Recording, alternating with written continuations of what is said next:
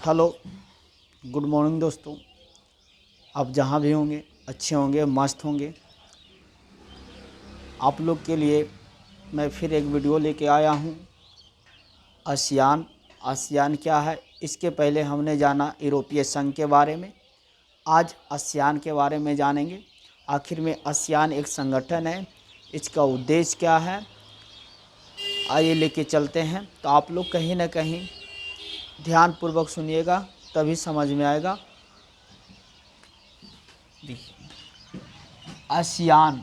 ASEAN एक संगठन है। इसका फुल फॉर्म की बात किया जाए, association for south east Asian nation. Hindi में अगर बात किया जाए, दक्षिण पूर्व एशियाई राष्ट्रों का संगठन। एसोसिएशन फॉर एशिया, दक्षिण पूर्वी एशियाई राष्ट्रों का एक संगठन बना। इसके अंतर्गत में जानेंगे इसकी स्थापना कब हुआ, इसका प्रमुख उद्देश्य क्या था। आप वीडियो में बने रहिएगा, तभी समझ में आएगा। कह रहा है कि इसकी स्थापना 1967 ईस्वी में हुआ था। बैंकॉक घोषणा पत्र पर हस्ताक्षर करके हुआ था। आसियान का जो स्थापना हुआ था ना, 1967 ईस्वी में हुआ था। बैंकॉक घोषणा पत्र पर हस्ताक्षर हुआ था, सिग्नेचर हुआ था, जिसमें संस्थापक देश 5 थे। उन 5 देश का नाम जानते हैं। कह रहा है संस्थापक देश उस समय 5 थे: इंडोनेशिया, मलेशिया, फिलीपींस, सिंगापुर और थाईलैंड। ये 5 देश जब आसियान का स्थापना हुआ था तो उस समय संस्थापक देश थे। Indonesia, Malaysia, Philippines, Thailand, Singapore, इन सभी 5 देश संस्थापक। अगर आपका एग्जाम में आएगा कि आसियान की स्थापना के समय संस्थापक देश कौन कौन थे, याद रखिएगा 5 देश थे। उसके बाद आसियान का जब स्थापना हुआ तो फिर 5 देश इसमें शामिल हो गए। तो एक स्थापना के बाद 5 देश और शामिल हो गए: Brunei, Vietnam, Laos, Myanmar, Cambodia.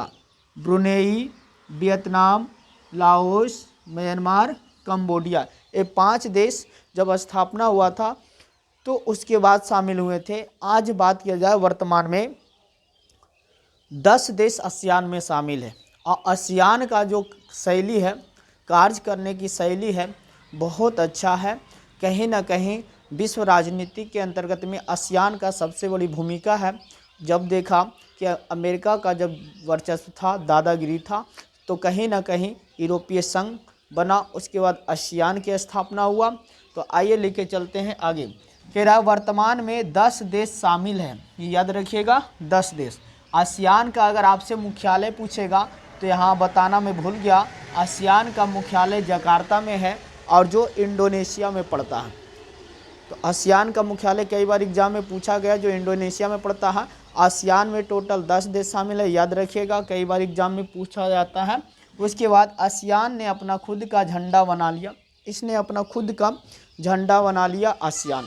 आइए झंडा, कह रहा इसकी झंडा में 10 धान की बालियां को दिखाया गया है। मतलब इसकी जो झंडा है ना आसियान की, इसमें 10 धान की बालियां हैं। 10 धान की बालियां को दिखाया गया है, जो एकता को दिखाता है। मतलब 10 धान की बालियां, 10 देश में एकता को दिखाया गया कि आपसी मेल मिलाप के द्वारा कोई भी काम किया जाएगा।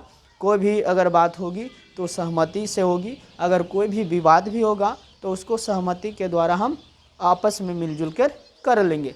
ऐसा एक मुख्य उद्देश्य इसका था। उसके बाद इनकी झंडा का रंग अलग अलग है।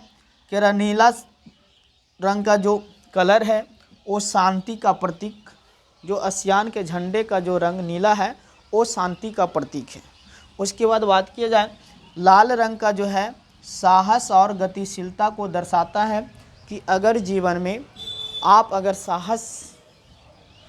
अपने जीवन में कोई भी काम करते हैं तो साहस के साथ कीजिए, गतिशीलता के साथ कीजिए, निरंतर प्रयास करते रहिए, तभी जीवन में सफलता मिलती है।